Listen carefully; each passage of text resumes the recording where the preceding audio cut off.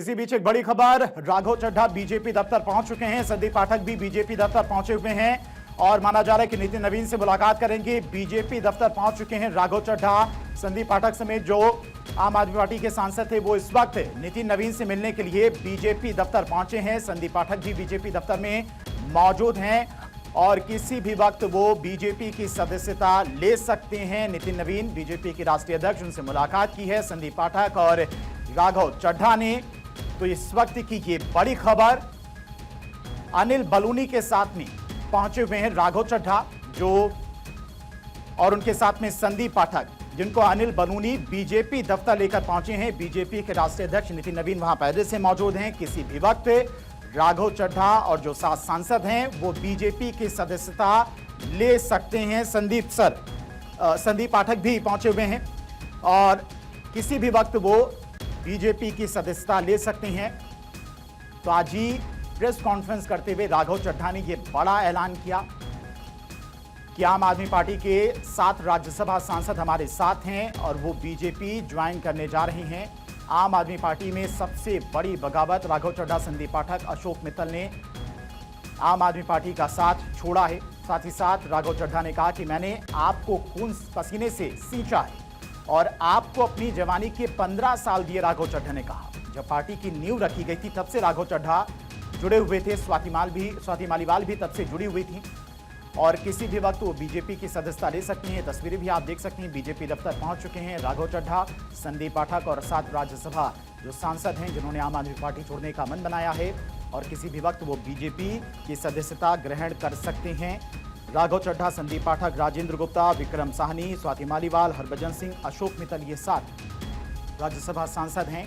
राघव चड्ढा की तरफ से कहा गया कि ये सभी हमारे साथ हैं और बीजेपी की सदस्यता ग्रहण करेंगे।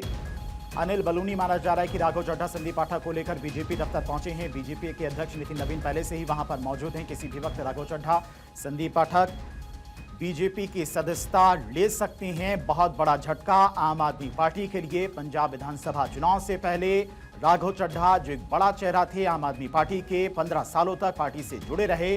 पार्टी की जब नींव रखी गई थी तब से पार्टी के लिए लगातार काम करते रहे, पार्टी के मुद्दों को उठाते रहे। लेकिन जिस तरह से राज्यसभा में उनके द्वारा कुछ जनता से जुड़े मुद्दे उठाए गए और उसके बाद माना जा रहा है कि आम आदमी पार्टी के तमाम जो नेता थे उनसे नाराज चल रहे थे। अरविंद केजरीवाल उनसे नाराज चल रहे थे, जिसके बाद उन्हें राज्यसभा में बोलने ना दिया जाए। इसको लेकर आम आदमी पार्टी की तरफ से स्पीकर को एक लेटर भी लिखा गया था और प्रेम कुमार, वरिष्ठ पत्रकार सर्वेश पाठक हमारे साथ लगातार जुड़े हुए हैं इस चर्चा में। प्रेम सर, बस कुछ ही देर में राघव चड्ढा, संदीप पाठक और जो तमाम आम आदमी पार्टी के नेता हैं वो बीजेपी की सदस्यता ग्रहण कर लेंगे। हाँ बिल्कुल, तो ये कोई अप्रत्याशित नहीं है।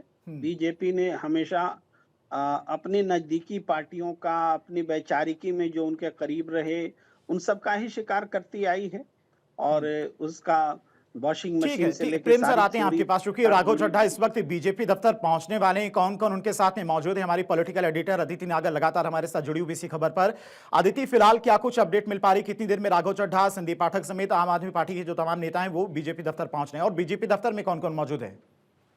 बिल्कुल, देखिए अभी अनिल बलूनी उनके साथ है। प्रेस कॉन्फ्रेंस हुई तभी साथ में मौजूद थे। अनिल बलूनी लेकर पहुंच रहे हैं और राष्ट्रीय अध्यक्ष से मुलाकात करेंगे और वहीं पर तमाम बातें होंगी, सारी फॉर्मेलिटीज होंगी और जल्द ही संभवतः, क्योंकि डिफेक्शन लॉ लगेगा नहीं उन पर, उनकी सदस्यता भी नहीं जाएगी। तो ऐसे में जल्द ही जो बाकी कार्रवाई है संभवतः, क्योंकि वो राज्यसभा की कार्रवाई होगी तो संभवतः जल्दी वो चेयरमैन से भी मुलाकात हो। लेकिन इससे पहले जो पार्टी की ज्वाइनिंग वाली जो फॉर्मेलिटीज है वो जल्द होगी और अभी कुछ ही देर में राष्ट्रीय अध्यक्ष के साथ मिलेंगे।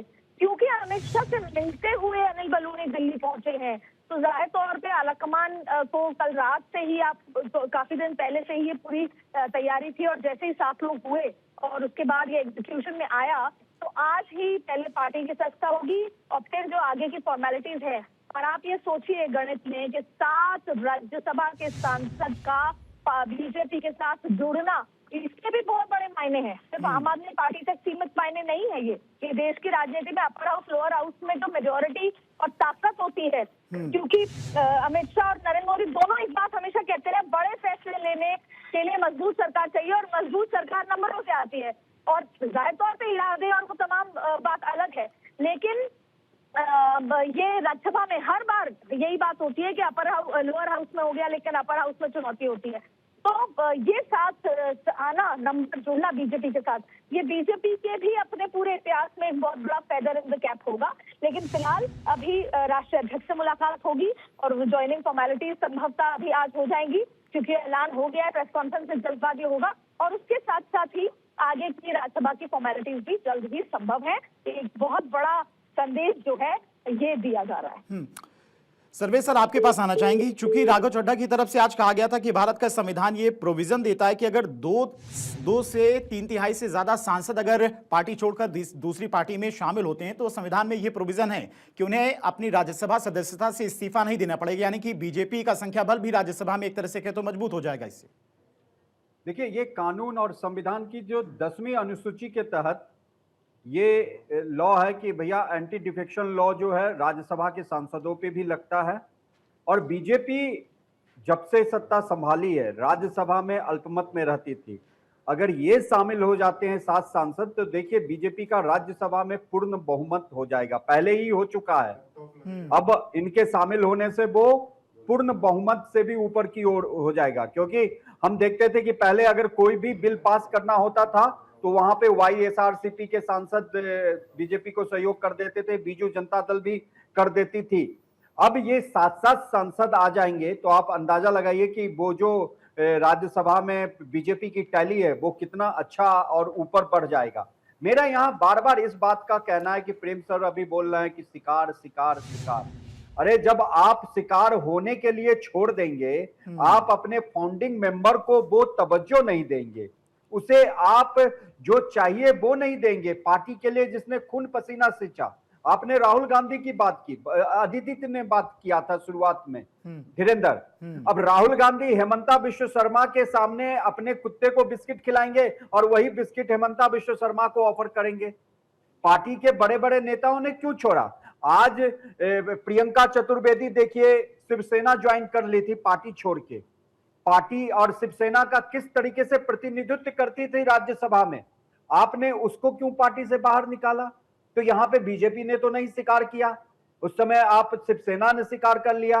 और देखिए राज्यसभा में आम आदमी पार्टी के ने राघव चड्ढा से दरकिनार किया।